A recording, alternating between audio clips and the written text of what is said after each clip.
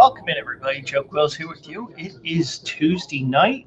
I need to turn my TV down because I had the Phillies game on here. Phillies are up 3-1 in Cincinnati here. Much different feel than it was yesterday afternoon, where the Phillies gave up runs in every inning to the Kansas City Royals. So a lot different tonight. Zach Wheeler has 14 strikeouts, and we'll see what happens there. So Trey Turner got a base hit there, infield single, where he avoided the tag of the first baseman. So kind of watching the Phillies game, kind of not. Well, Phillies are the only thing that's really on that interests me right now, because we had the World Cup matches earlier today.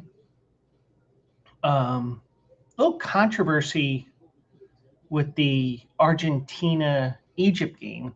And, it's not what you think it is. Now, granted, I was listening with the sound down because I was doing like 4 different things at once.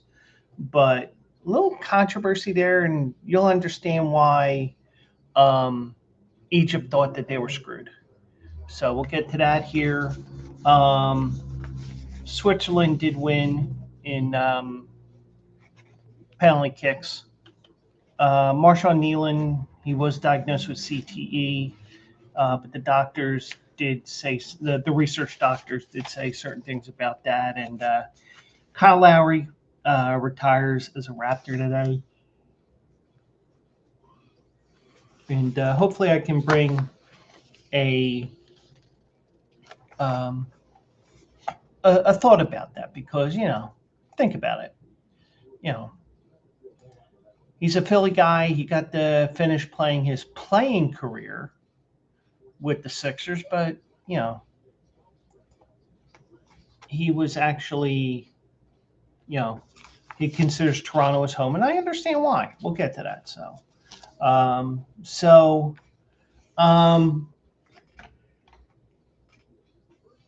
We're starting to see. Don, how's it going, man? Hope you're doing well out there. I'm going to give some thoughts here first about the All-Star game. As you know, it's here in Philly next Tuesday night.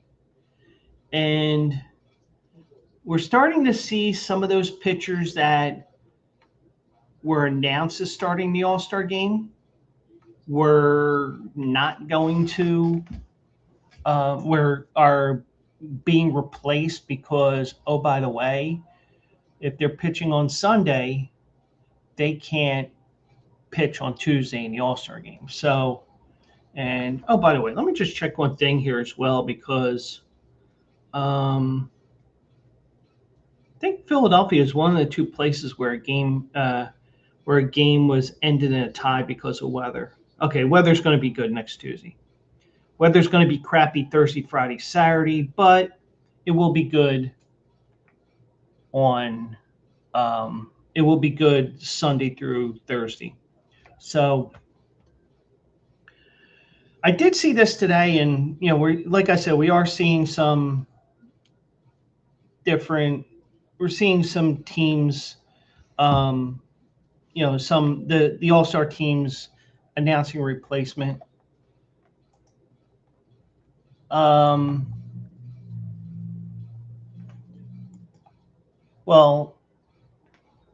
they tried to send me to rehab, but I said no, Amy Winehouse. But I kind of have a feeling the kind of rehab that you're talking about, and no, it's not the Amy Winehouse rehab, if you know what I mean. But hopefully you're doing well out there.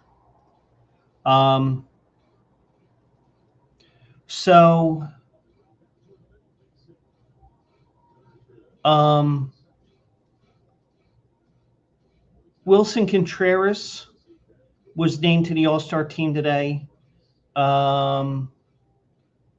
He replaced, I don't know who he replaced though. But Braxton Ashcraft of the Pirates, and Phillies lefty Jesus Luzardo, and closer Riley O'Brien of the Cardinals will all make the All-Star team. So usually I don't keep that. When you send something like this, and his urine's clean.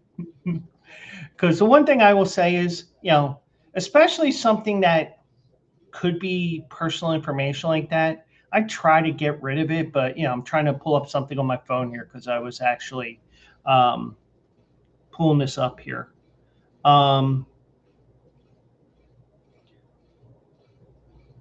so Mizorowski, um, Mizorowski and Skeens were both scheduled to pitch Sunday, so those are the replacements.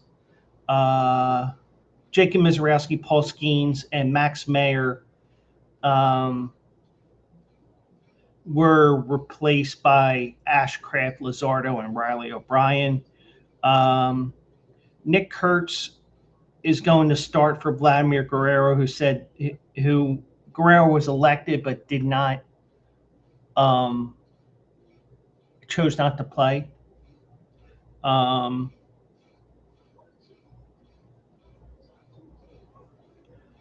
so Wilson will join his brother William in Philadelphia.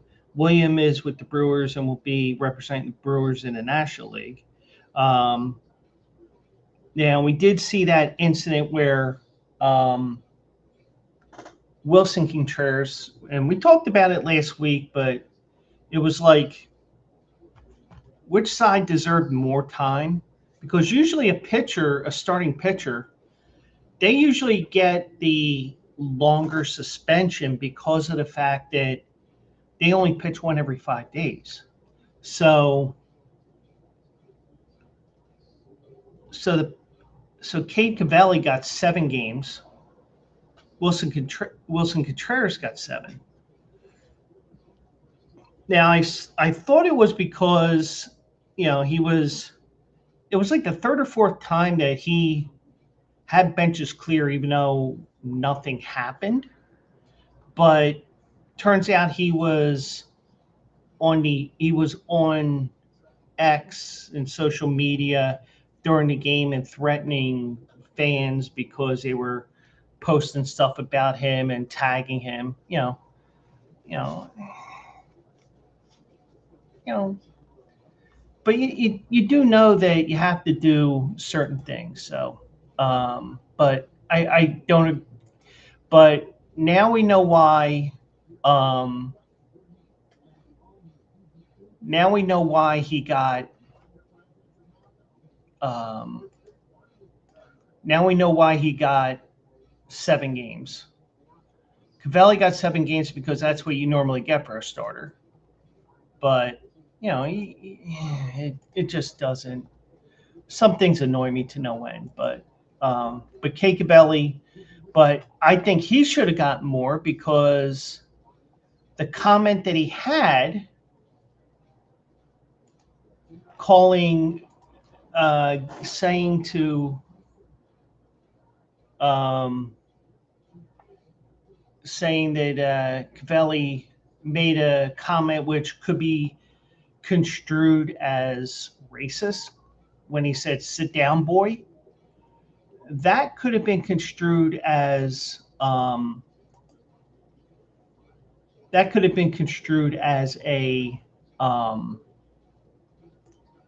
um, a racist comment. So that's why they went after him. So I think Cavalli should have got more time for the potential boy comment. Now he says, he pleaded ignorance and didn't know. Whether he did or not, I don't know. But I'm going to take his word for it because of the fact that um, that he did apologize the next day. Um, but I don't know. But Wilson Contreras also apologized for starting it, and also the fact that he's actually been in like 3 or 4 situations there where benches cleared this year alone. So, and Don said once every 5 days sounds like my sex life, more to me. Uh, but yeah, so Luzardo will be in the All-Star game. That means 6 All-Stars for the Phillies.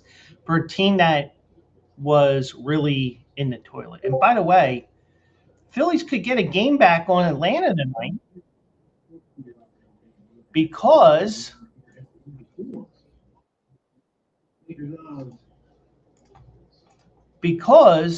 Pirates beat the crap out of the Braves 12-4. And that's a feature that we have on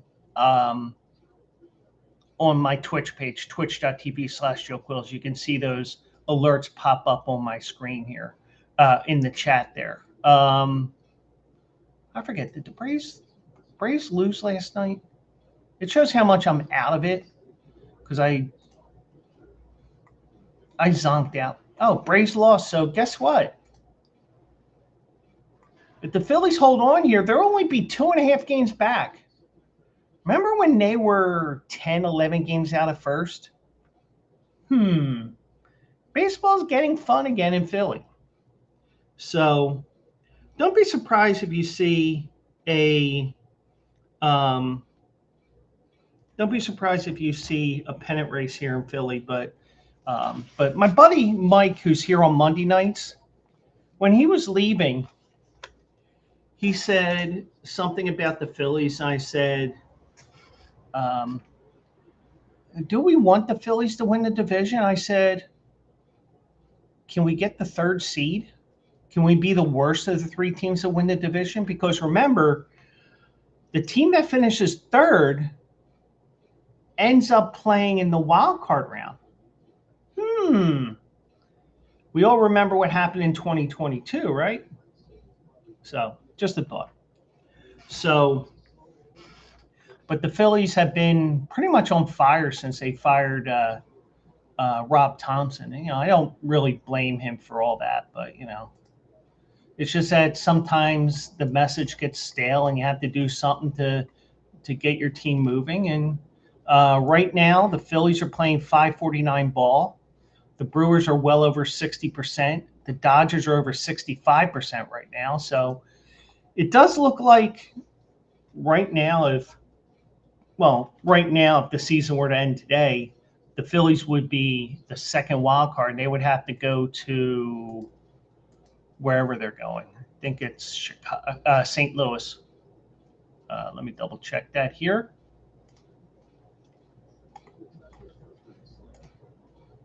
Yeah. Oh, no. The Phillies are going to Chicago. That's right. Okay. So Phillies and Cubs would be their first postseason matchup ever because they used to be in the NL East together and they haven't met since the realignment in 1994.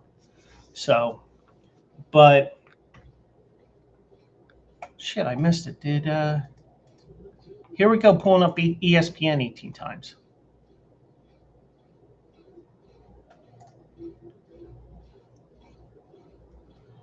Alec Boehm did not get a base hit for me. Fucking bum.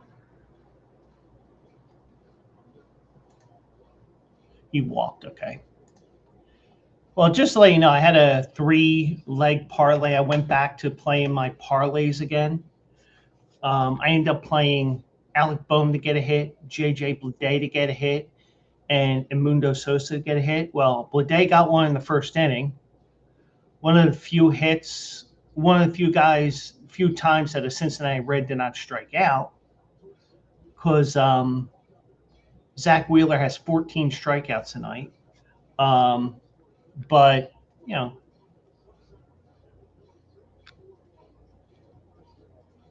but they do have, and there's a sac fly there, 4-1 Phillies. So, but, it is what it is. So, but anyways, I'm still watching the World Cup. I know a lot of people are like, we're not watching any more soccer. The U.S. is lost. And I'm going to say one thing.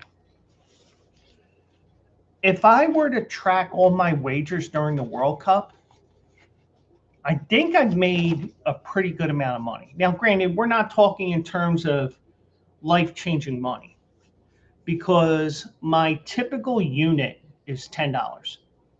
And, I'm trying to make the money last as long as possible and everything. And, and also with FanDuel, I can go from sportsbook to casino to racebook. So, and by the way, Also eligible Saturday morning, 10 a.m. Eastern, 7 a.m. Pacific. Looking at the Indiana Derby from Horseshoe Indy and the Iowa Derby from Prairie Meadows. Now that's a segue.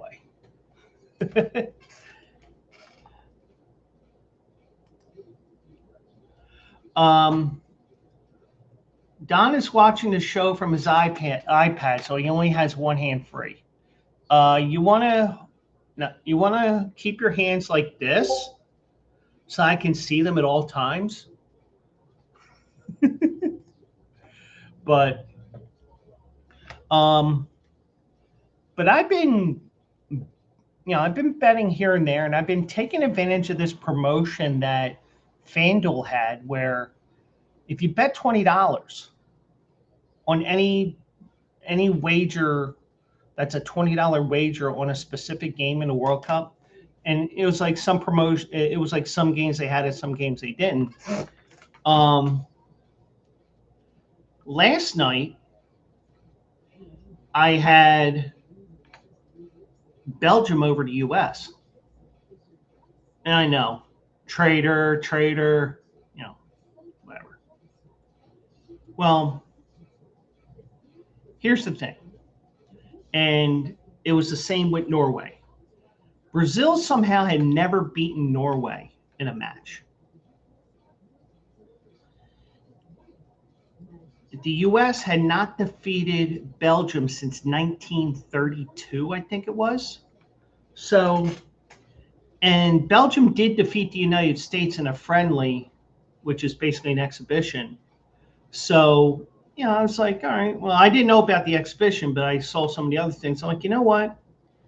This seems like perfect timing because Balogun got, I hope I pronounce it right, because, I don't have to worry about pronouncing that name after tonight till 2030, unless he ends up in MLS.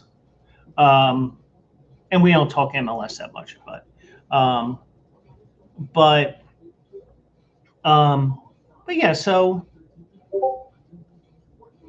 his suspension got lifted because, some interaction from some orange guy down in DC, allegedly. Now, the thing is, and we're not getting into politics here, so, don't come after me with this statement.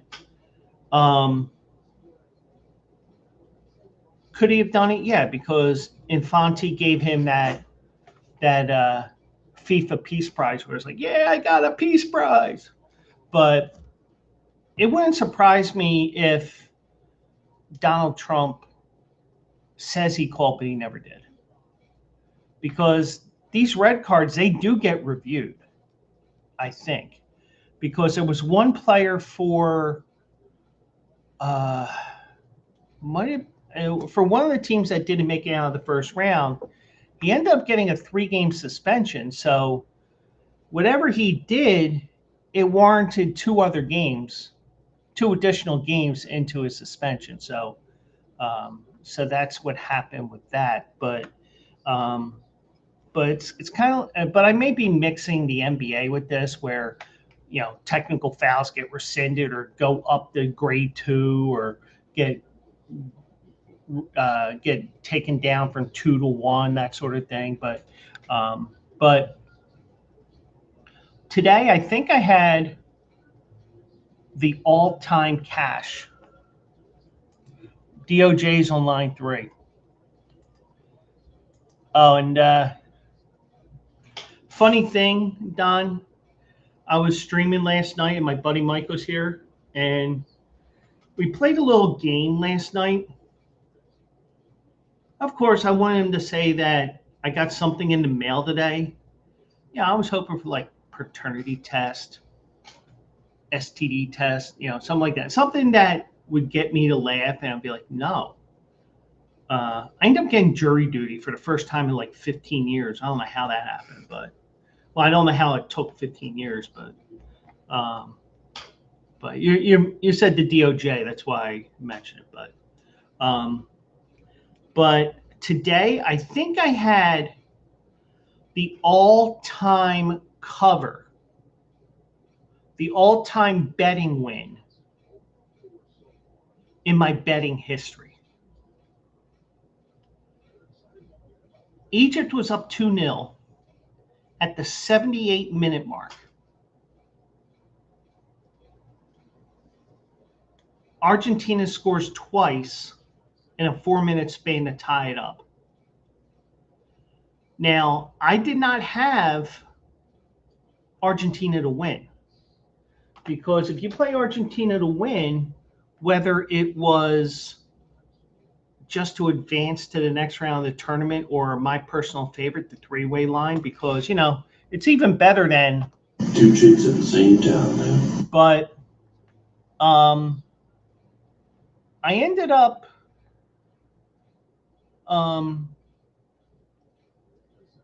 playing Argentina over 2.5 goals. So when they scored two, and mind you, I'm like, all right, I lost $10 because when you're betting on these apps, you can cancel these wagers out and get like $1.23 back or 69 cents. Nice, or whatever. But I didn't cancel it out or I didn't cash it out because I'm like, probably won't even have any. It probably won't even offer anything. So, and Argentina scored 2 quick goals, and apparently a couple of people from the Egyptian bench were tossed and got red cards for whatever reason. But I'll tell you what I think it was. But then Argentina scores in about the second or third minute of extra time in the second half, the injury time. And claiming sanity will get you excused from jury duty. You know what the crazy part is? Hey, Doc, can you write an exception for me because I have anxiety, depression, ADD? No. But then again, whatever. But I was saying how when Mike was here, because when Mike was here last night, he used to work with me. And I said, remember when we were at Verizon? And by the way, Don, I can say it now because I'm no longer a Verizon employee. I can say Verizon, Verizon, Verizon, Verizon. I no longer have to say redacted. And, one day we'll get into why that is the case. But basically, I took a payout. But when I looked at everything, with, everything with that, I'm just like, you know what? I'm perfect for it. Yeah. My doctor would be like, whatever. But when Mike was here last night, I said, because he lived in Philly for a while and he's now right outside the city. So I said, have you ever called that juror line to see if they need you the next day? He said, no. I said, do they have it for you in the county that you're in? And it's like, I don't think so. I said, well, I never called it because when I got my jury duty summons, which is here somewhere. Oh, yeah, it's right here.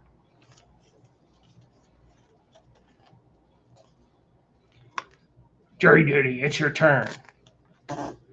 But when I did that, I said, I never called that number. But I never called the jury line to call out because knowing my luck, they'll call the courthouse and say, yeah, can you tell me if Joe Quillen showed up today? By the way, Quillen's my real name. Quills is just my stage name. And I said, well, one, that's probably something Verizon would do to me because the one manager I used to have, and I didn't have anything to prove, but I had stuff to prove, but but I think the union that I was with at the time, because we went from a union that was based in Pennsylvania to a union that was based in New Jersey that took in the Pennsylvania union. I always thought you don't present your own cases, you let somebody else do it. But if I were to do it, I could have won the case. But it's hard to do an observation on me taking calls on a day where I'm on jury duty. But did I get any calls to Epstein when you were at Verizon? Just Epstein's mother. Epstein's mother from Welcome Back, Cotter.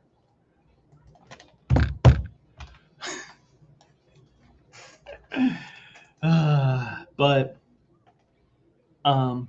yeah, so I don't know how I won that wager, but I did. Argentina scored 3 goals.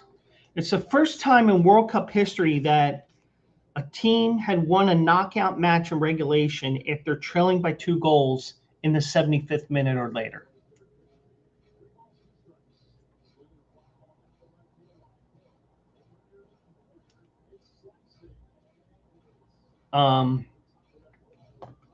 But I'm thinking, all right, that's $10 down the drain. I still have plenty of money in the account, but all of a sudden, Christian Romero scored in the 79th minute. Messi scored 4 minutes, made the situation very messy, but up. But Egypt was not thrilled with things. I mean, they had a goal taken off the board around the 63rd minute, somewhere along there. But they scored another goal to make it 2-0 again. And it's like, oh, we got this, And I'm just thinking, man, the Egyptian magicians are going to pull off this upset. But the magic ran out. And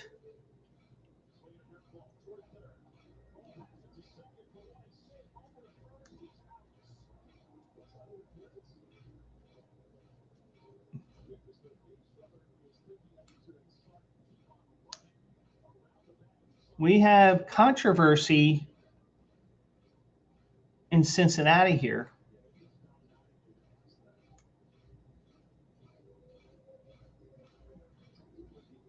Because the latest trend in Major League Baseball, especially if you got a fast runner at first, is if somebody is going to trying to turn a double play, since you can't slide into the second baseman or shortstop holding the base now, what they do now is they run through the base like it's first base. But Phillies are challenging this. I don't know why. I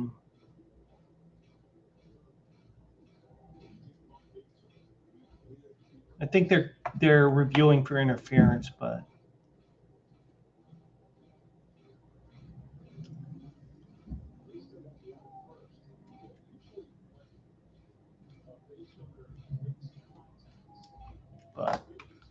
so that's the latest thing. So, but going back to Egypt here,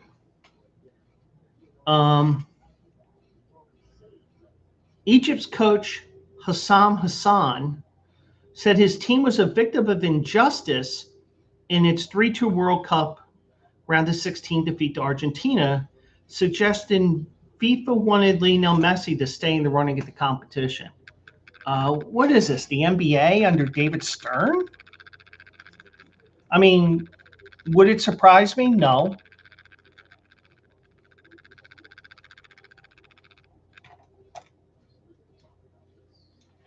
But what happened during the game was Egypt was furious at having a goal disallowed following a VAR review, then a subsequent failure to check an apparent foul by Alexis McAllister and the immediate build-up to Enzo Fernandez's stoppage time winner. And Hassan said Egypt were beaten by external factors as well as events on the pitch. Excuse me. But so the referee of the match was Francois Letexier. I guess that's how it's pronounced. I didn't watch the beginning of the game, so I didn't hear them announce. And when they go to the VAR booth, you have the three guys sitting there, one guy standing and watching over the other two guys. It's like, that healthy. But yeah, so they're doing all that crazy stuff. I don't know what they're doing, but but they're making it look like they're actually working. But so apparently Egypt objected to this referee taking over or being assigned this match. The coach was further upset that the video assistant referee didn't feel a need for the ref to review the apparent foul. So,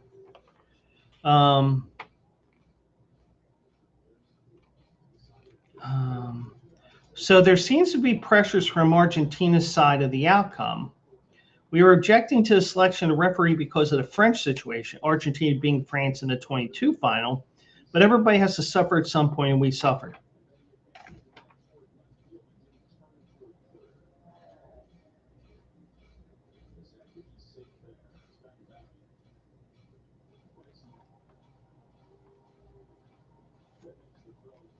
But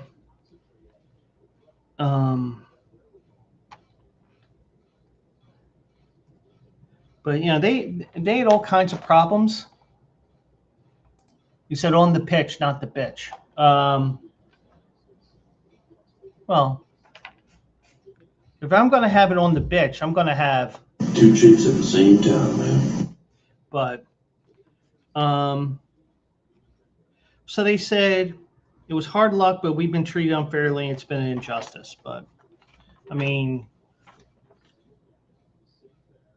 not gonna lie, I just think that does FIFA want Messi in that? Yeah, they want him in there, and trust me, I saw so much shit on my timeline about how corrupt FIFA is. And and there's all kinds of things that we can get into with that, and I should have asked one person, can you enlighten me on this privately, like some of the things,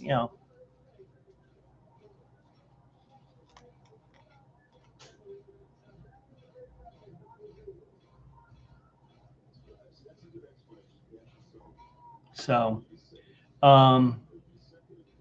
so Hassan, the head coach, was involved in a verbal confrontation at the end of the game, and he accused the official of having something to hide. What I told the referees was this was unfair. I said maybe he is carrying a scar or has something to hide. If somebody is trying to hide something, they often fail at hiding it. But even the players admitted hard luck, strange things happen on the pitch. But I'll tell you, when I saw that, and them even.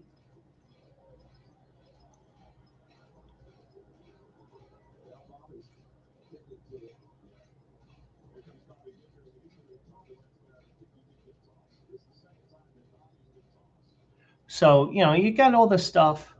Can you get a green card?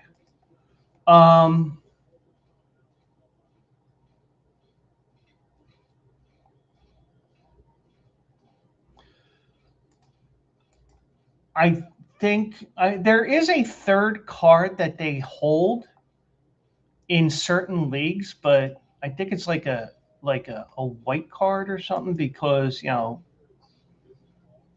but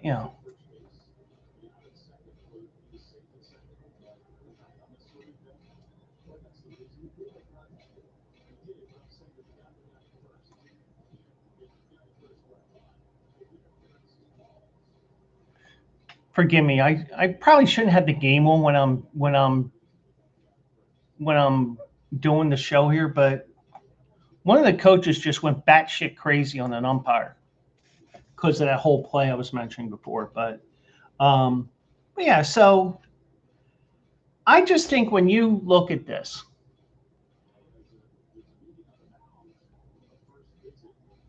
could this be a potential? I mean, could there have been some? Let's make sure they won. Maybe, but I think, yeah. And here's the thing: I didn't have not a Visa card. No, no, they take Mastercard.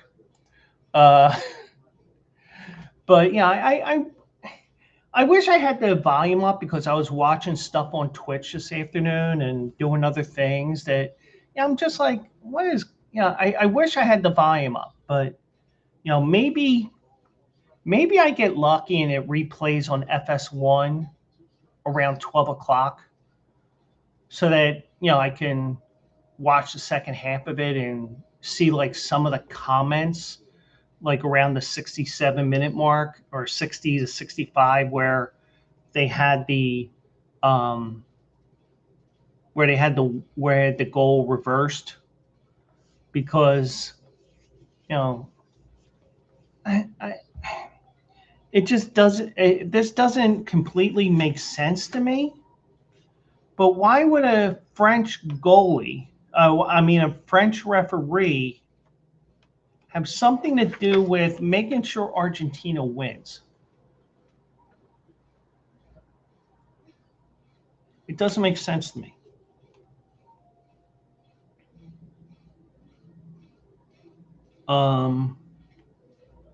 Because I believe what they try to do is, and I haven't paid attention to who the referees are, but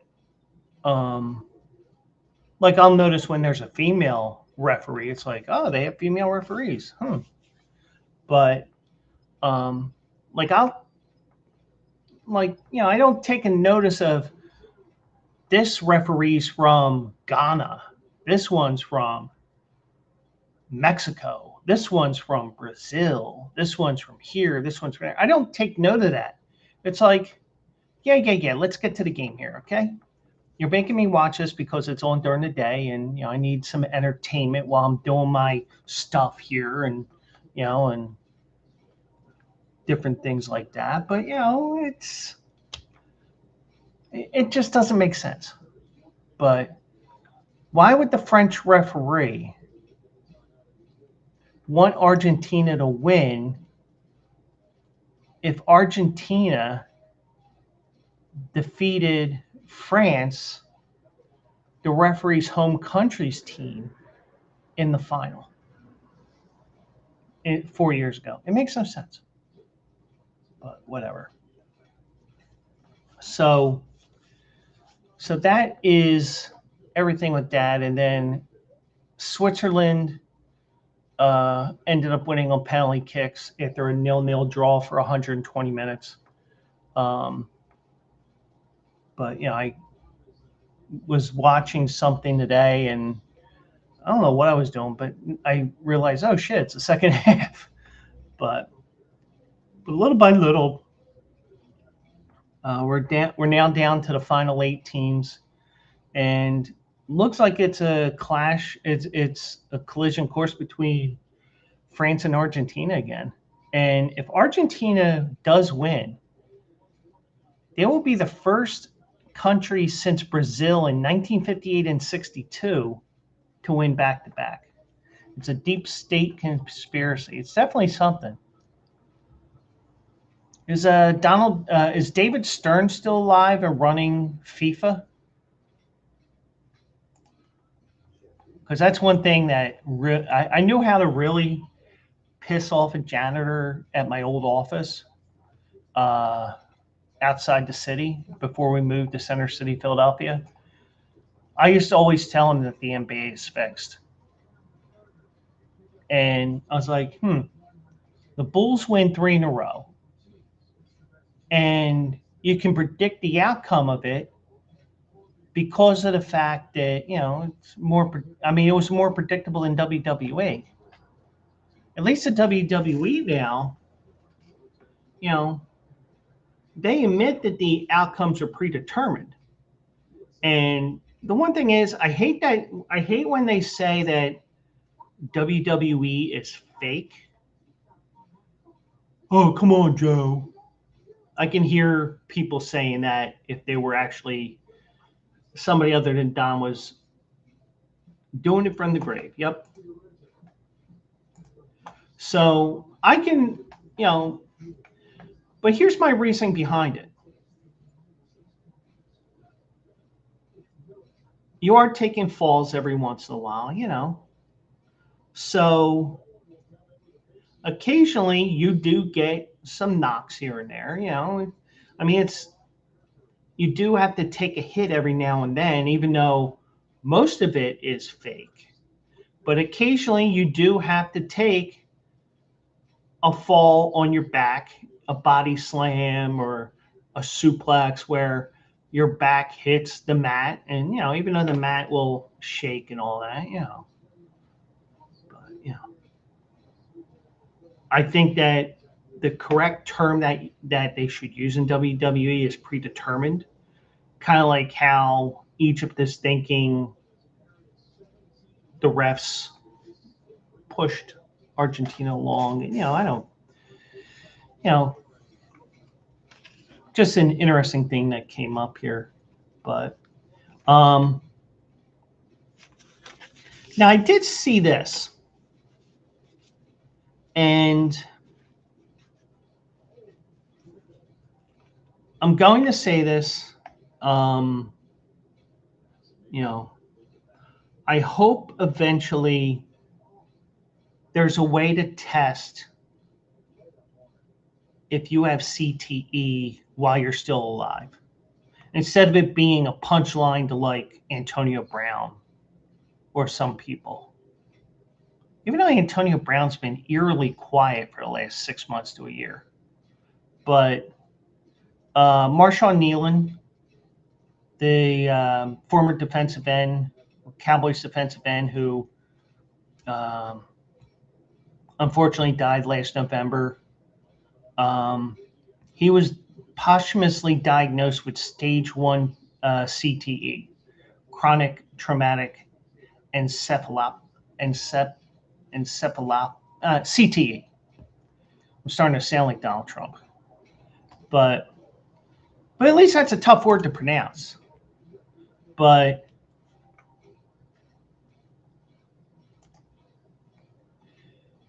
yeah, they rigged the bra and panties so that they didn't completely fall off, even on the pay-per-views where the Federal Communications Commission wasn't in control. But anyway, so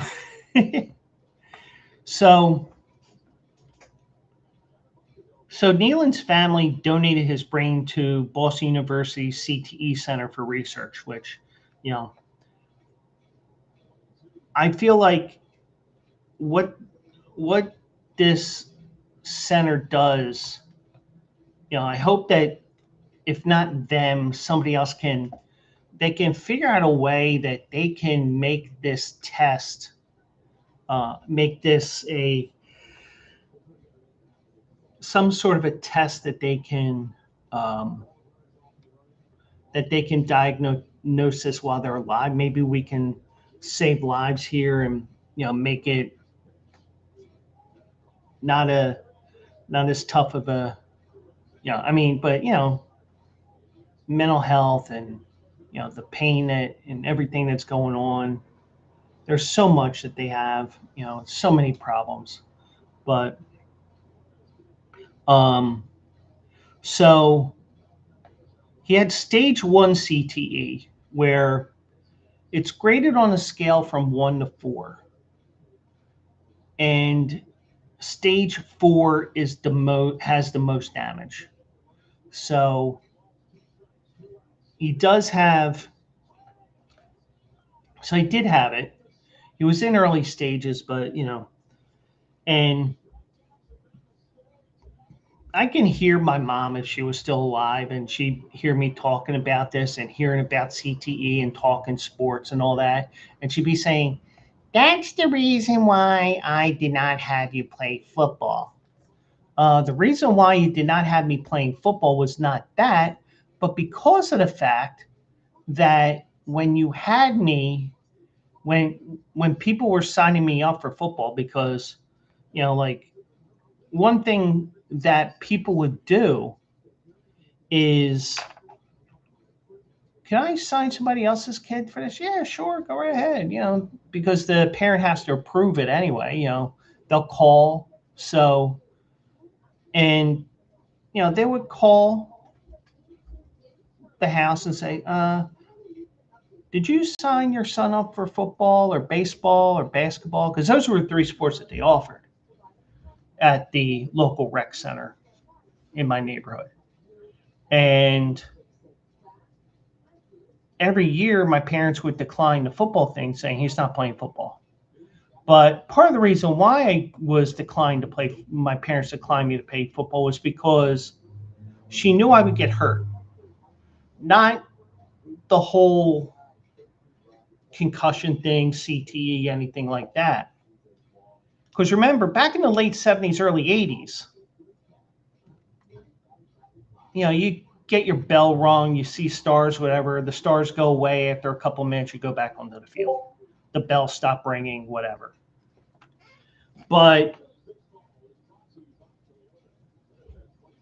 the issue was, I was a bigger kid at the time. I mean, taller. I mean, I wasn't yet, but I would have ended up playing against kids that were a grade or two above me in school, which would not be a good thing. And also, you'd have to lose weight. You have to make sure that you're under a certain weight, because everything was in football was based on weight. So it'd be like the little guys would be 55 or 65, and there'd be 75, and there'd be 100, and there'd be 125. I mean, you just couldn't. I'm thankful that, only because of the fact that, not because of the CT and anything like that, but you had, you'd be playing a grade or two above where I would normally be. So it'd be like, no. Don's parents signed him up for ballet, and he still got CTE. Yeah, I think it was dancing around with two chicks at the same time, man. But yeah, so I mean, I can understand why my parents, looking back on it. I mean, I was still allowed to play football, like in the street, at the schoolyard, anything like that, as long as it wasn't organized tackle football, because kids don't know how to tackle. You never know what will happen with kids, but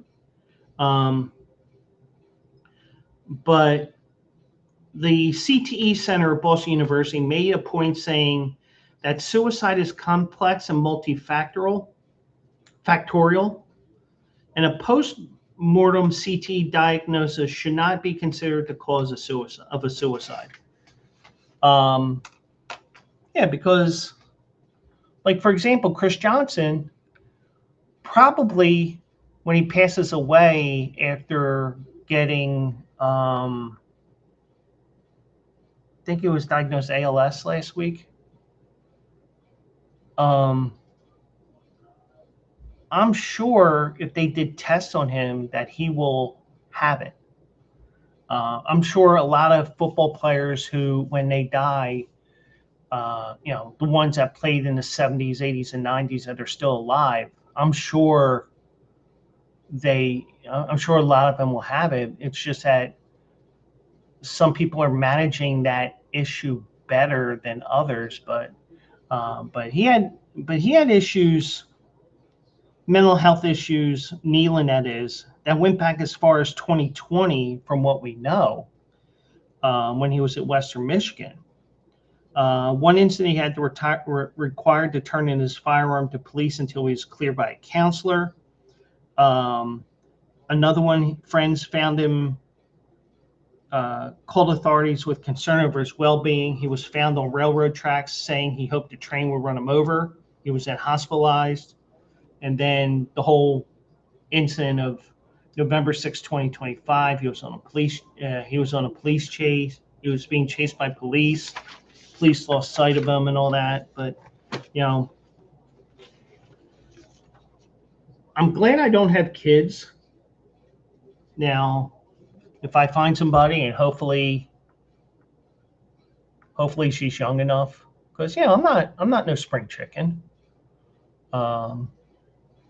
But it would be a tough decision. But even now, a lot of younger football leagues are flag football now and not tackle football, because they're trying to protect the brains a little bit more. But I think a lot with technology and stuff, when we're trying to do something to try to improve and try to reduce concussions, we're still not completely eliminating them. And we're never going to eliminate concussions. We're not going to eliminate head injuries. We're not going to eliminate this. We're not going to eliminate that. I mean, the only way we eliminate it is ban the sport. And there's no way in hell that sport's getting banned. But I don't think you're going to see any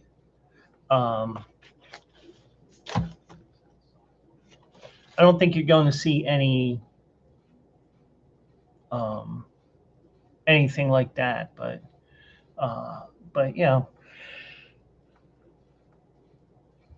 but I think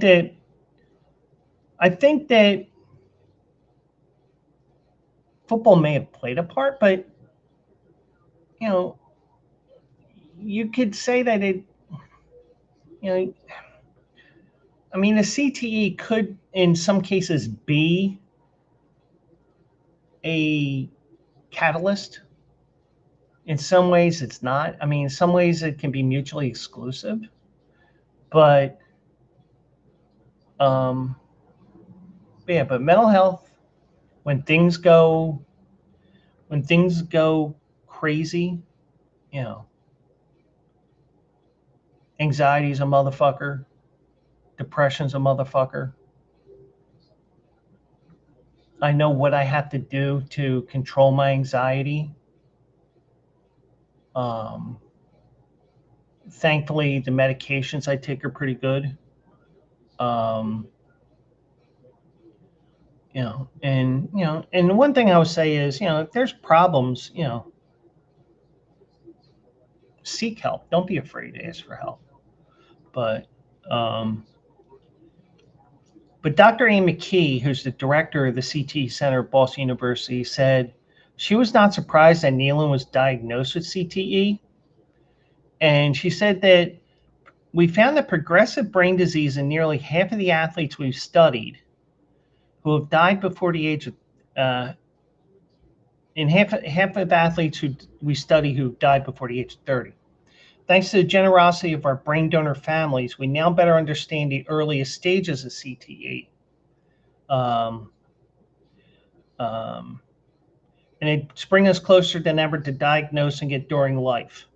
My team and I are finally dedicated to finding effective treatments and a cure for CTE. I don't think you're ever going to cure it, but I think that the most important thing to me right now is diagnosing it and confirming it while a person is alive, because you may be able to help them mentally, help them get through the day, whatever you have to do.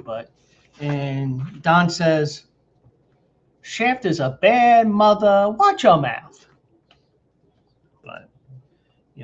But the one thing I'll say is, if you do have mental health issues of some sort, and I joke around about certain things like that. Oh, that guy's mental, But let's take that statement. Don't be afraid to ask for help. The one thing is,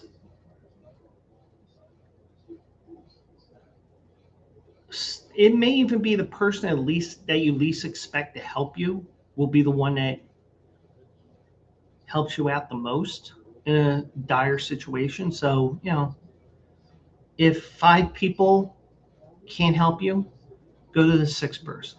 If 10 can't help you, go to the 11th. Just keep going, keep going, keep going. That's the only thing I can tell you guys. Granted, my situation was not that bad. It was just anxiety and panic attacks I had that about 8-10 years ago.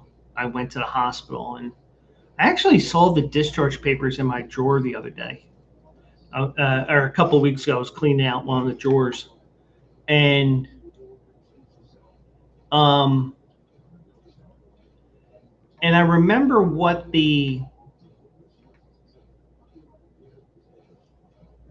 remember like some of the questions were involved. Like, for example, I was all the way down at Philadelphia International Airport, which was the other side of the city from where I live. I mean, it's like 15 miles away. I mean, it's about a 25-minute car ride on 95, 15 to 25 on a good day. So they were asking because, they're doing their due diligence. They obviously have a protocol if they think that there's something that constitutes more than just, it's just a panic attack or an anxiety attack. I just, I was like, as calm as can be, except for the fact that, oh yeah, my luggage went to Seattle and I didn't. And I started bawling out crying. I said, all right, you got anxiety and depression. We're going to send you. Luckily, I have a doctor that was there that night. Wasn't one of those doctors that'll make you stay there 6-8 hours just so that the hospital can make money. It was like anxiety, depression, take this Xanax, go home, you'll be fine in the morning. And ironically enough, because I had my faculties even when I got home from the hospital, because the Xanax finally kicked in and I passed out for the night. And the first thing I did that morning was going on Amazon and looking to see if I had ordered things while I was zonked out, because I ended up buying my 41-33 shirt. It was mocking the 28-3 score bug that Patriots fans wear to remind Falcons fans of the biggest choke in Super Bowl history. But which reminds me, I wonder if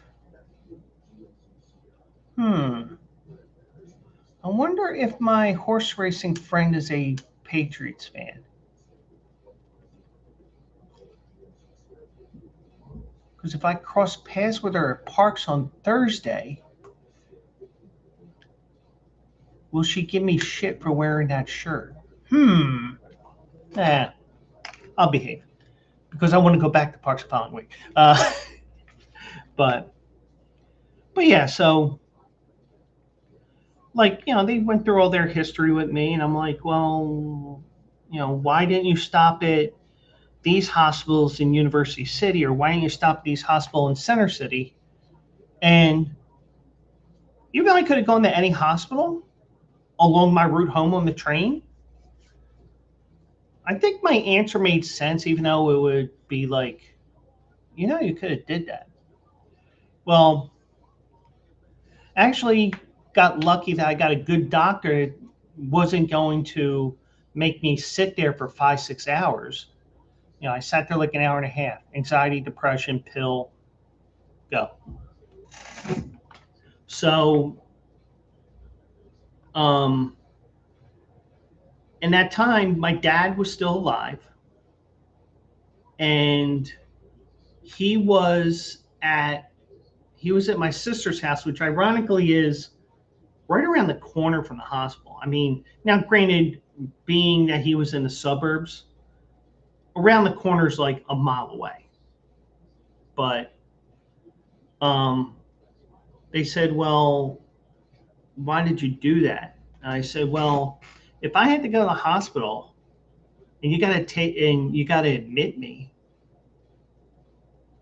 I wanted to be somewhere close so my dad can come over here and visit. I didn't want him going all the way down to University City, West Philly, Southwest Philly, Center City to visit me when he could just be like a mile away. Or, you know, my brother-in-law, even though I don't talk to my sister, he can bring him over, that sort of thing.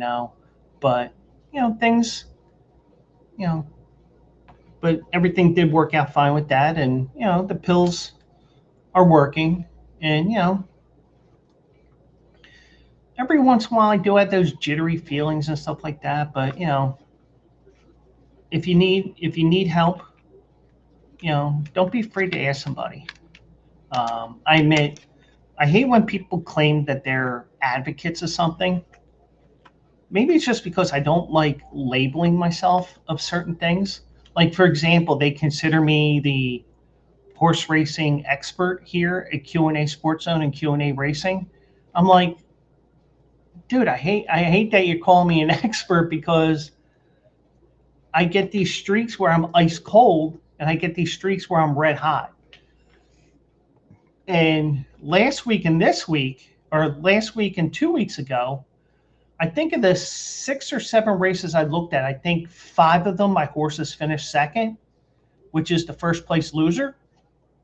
But um, but once again, you can go to QandARacing.com every day. Quills picks winners. I posted on the Joe Quill Show Facebook page. I also show it on. I also put it on Q&A Racing's Facebook. I put it on my X as well. Just go to QandARacing.com. It'll pop up sometime between 11 and 1, depending on what track and what time that race goes off. Tomorrow will be Delaware Park, so it'll probably be up a little bit earlier. And then Saturday, we're going to go old school here. We're going to look at a couple of different tracks here. We have the Indiana Derby at Horseshoe Indianapolis, and then we have the Iowa Derby, Prairie Meadows.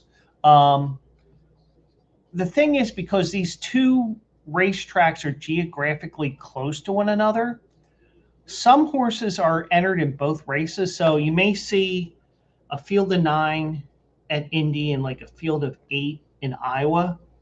And you might see like 6 of them run in Indy, or 7 in Indy, 6 in Iowa, or something like that. So it's the way a lot of them do.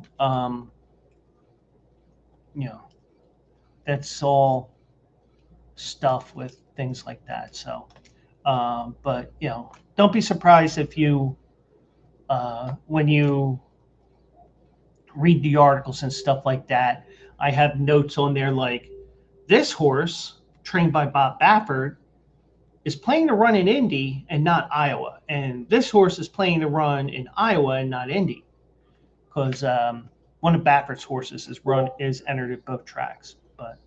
Um, but um, but Don has a serious point here. He's had depression, anxiety. He's learned coping mechanisms to handle it, and I do my things there, like a lot of things that I do. And when I was still working in the office, because the people that are still working in my department, they're still working from home. They got a new contract, and the work at home was continued for the life of the next contract, which goes until, I believe, 2030, if I'm not mistaken. So they have all that. It's just that, when we were still in the office pre-pandemic, I told a couple of different people that would come to my desk, I may have headphones on, I might have my earbuds in or whatever. Feel free to bug me. I'm just trying to do this just to get rid of some of the anxiety and shit and all this stuff bugging me, because I'm not going to lie, I dealt with some real crappy people, especially the last 5 to 10 years. I'm talking about the customers. I mean, they're screaming at you for no reason. It's like, you know that screaming isn't going to get you anything quicker. It's actually going to make it take longer because God forbid I cut you off, then it's something else. But like I have my own coping mechanisms, and there's so many different things, and what works for Don may not work for me, and what I do may not work for him, or whatever either of us do may not be for you. But that's the thing. You have to figure out what your coping mechanism is. Me, it's listening to music or podcasts or something that takes my mind off of things. And that's something that I did all the time. Okay. All right. Don will be back in a couple of minutes. So, but yeah, so I will definitely tell you guys, as this has turned into a mental health chat, which, I don't mind.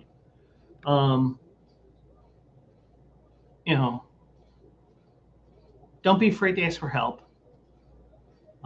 If you're suicidal, call the mental health hotline 988 if you're in the United States. Because you don't have to dial the 1-800 number anymore. We've made it so much easier. But I can't tell you how many times when I was in the repair office, when I was on loan, people were complaining that they couldn't dial 7 digits. It's like, well, probably because your area code has 988 as an exchange. Like, for example, 215-988-8888. And if that's somebody's telephone number in the Philadelphia area, I apologize but I had to use something there. But in Philadelphia, you had to dial 10 digits anyway, because of the fact that you have overlay area codes that cover the same areas. So, like, for example, in Philadelphia, there's 215, 267, and 445. But the one thing I would say, I'm sounding like an advocate, but I just don't like titles on me. But I will say this.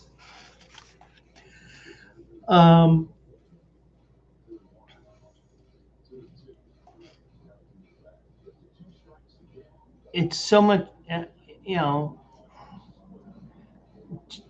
it's so much easier to get help now, because you don't have to worry about 10 digits. You only have to worry about 3. And, don't be afraid to ask for help. Like I said, if 7 people can't help you, then maybe the 8th can. But,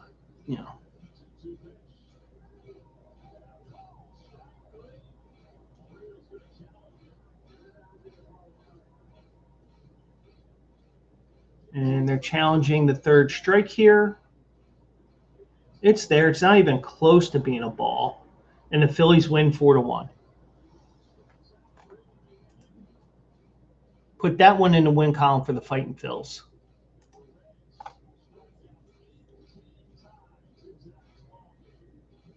Wait, the Phillies are 2 back?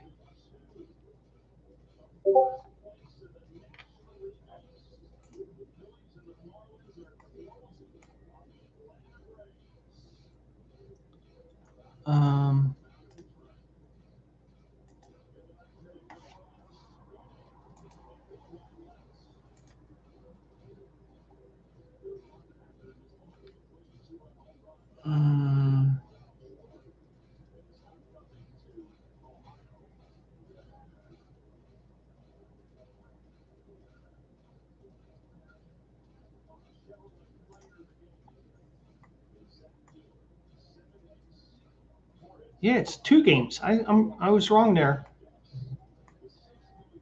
because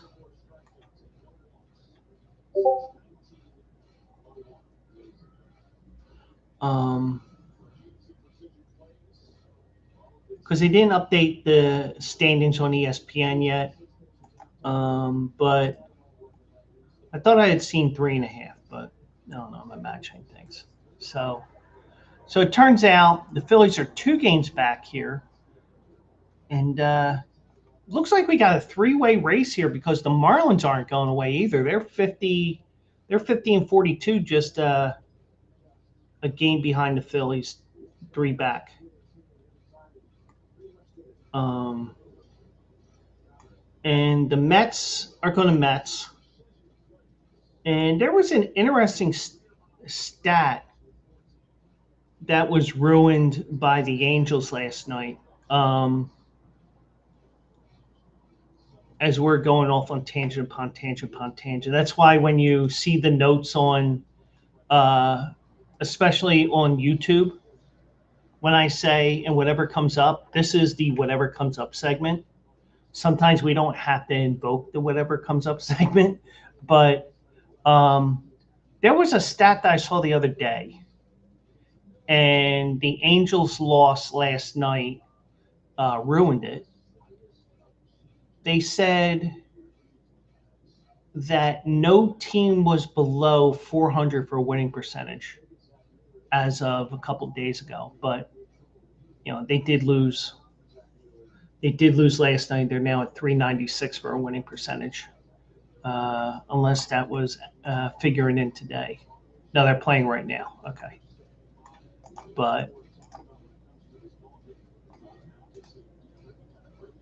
the Phillies did win.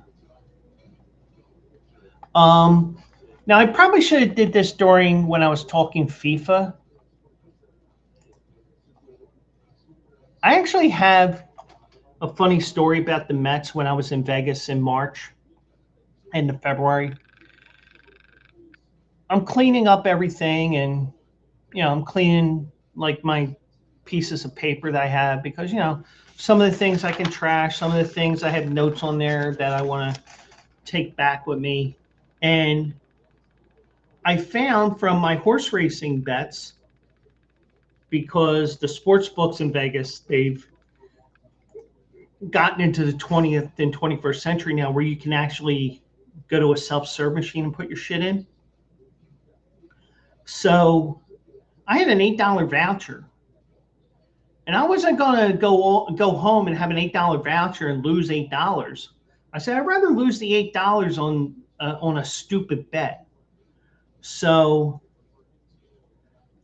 I put an $8 wager in for the Mets to not make the playoffs at like plus 230 or something crazy like that. Well, I think that's a safe wager to win, unless they get like demoted to AAA before the end of the season. They don't get the 160 or whatever required games it is to make the bet count or whatever. But yeah, so now I did see something today, and I did see it right before the show started, and I do want to share my screen here because and this is from the Sports Business Journal Instagram.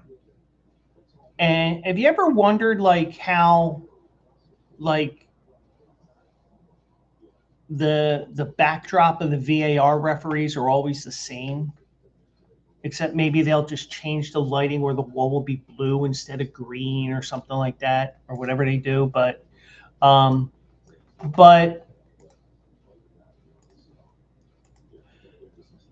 apparently one of the most important FIFA World Cup venues will never host a game, and that is because we'll never host a single fan, because it's the actual hub and international broadcast center, which is based in Dallas, Texas.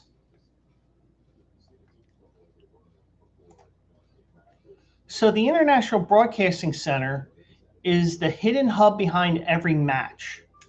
Every game feed, VAR review, and performance status stream from all 16 World Cup venues flows through the 500,000 square foot facility.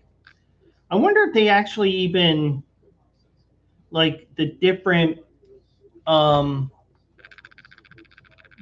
countries actually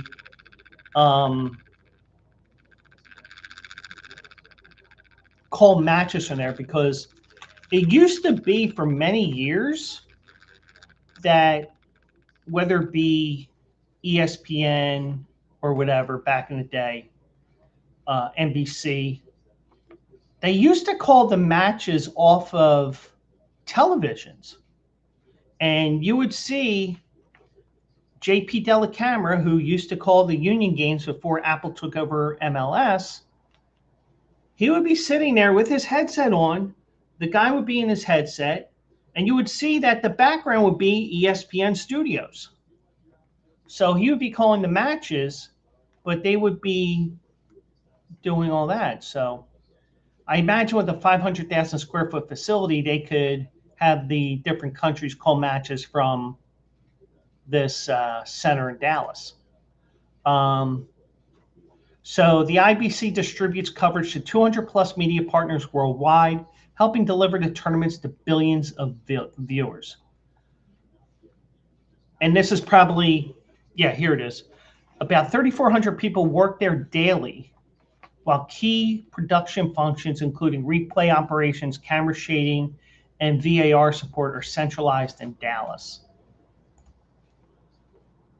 Running 24/7, the IBC is FIFA's broadcast brain, powering everything from live coverage and officiating reviews to AI-driven match analysis. So, just some interesting thing there that I should have mentioned earlier in the show, but I did. So, but that was an interesting thing here. Now, I bring this up as the last point here. A little sorbet to the show, to end the show. And I know when some people hear this, that reminds me, I don't have it loaded on here. Who the hell cares? But Kyle Lowry retired today, and he retired as a Toronto Raptor. And I'm sure some people will have. I wonder if there's any people that would have issue, especially here in Philadelphia, because he's from Philly originally. Went to Cardinal Doherty High School back in the day. So Kyle Lowry delivered on his final promise as a player. He long vowed to re-sign with the Toronto Raptors so he could retire as a member of that franchise. He signed a ceremonial one-day contract today, which allows him to retire as such. But, the thing is, I have no problem with this, with him doing that, because that's where the bulk of his career was, and that's where his best years in the NBA were. And he considers Toronto home, and I have no problem with that either because, it may be, it could have been like 20, 30 years ago that maybe I moved to Vegas, I moved to Texas, I moved to Florida, I moved here, I moved there. After a while, I would consider that home. I would consider Philly home for in a way, but I would also consider wherever I ended up or had the best years of my life as home too. But I don't have an issue with what he was saying there. But Lowry is one of 12 players in NBA history to play 20 seasons in the league. He did announce on social media he was signing with the Raptors and will retire, ending his career with the team that helped him lead. He helped lead to the 19 NBA championship in the city that he considers home. No problem with that. Like Roy Halladay, I think, retired as a Blue Jay, or when he retired, it was with the Blue Jay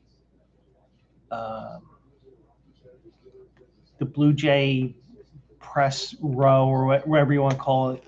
But I think he retired as a Blue Jay, and I had no problem with that, even though he gave 3 great years with the Phillies and 1 horrible year at the end. I think that you did see there, and this is something that happens a lot, especially in the NBA. You see it in the NHL. You see it. You see it a lot in sports where a guy comes back and it's like, yeah, I'm coming back to retire as a member of this team. And I have no problem with this, but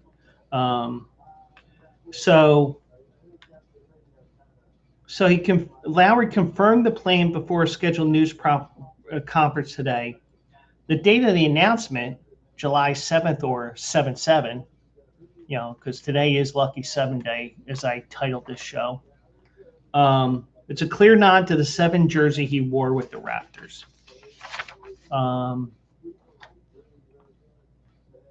So,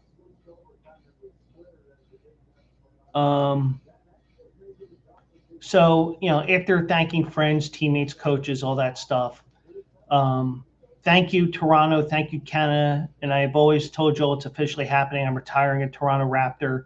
20 years in one day, 7 forever. I love you all. Peace. So, I have no problem with any of this that happened.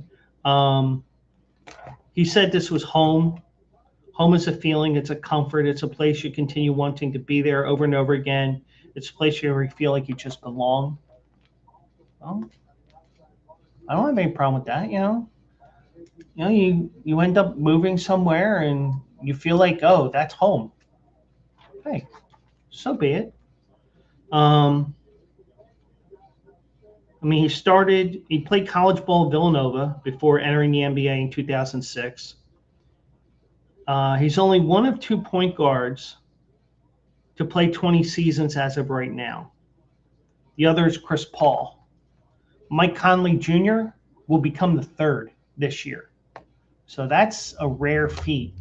I mean, it's rare to play 20 years, but the guard position's even tougher. But Lowry ended up finishing his playing career in Philly, his actual hometown, spending the past season with the Sixers and appearing in 14 games. So, I mean, he called it a career in a city that he considers home, Toronto, a place where he became both an all-star and a champion. I mean, if it wasn't for Toronto, he probably wouldn't have a 20-year career, but,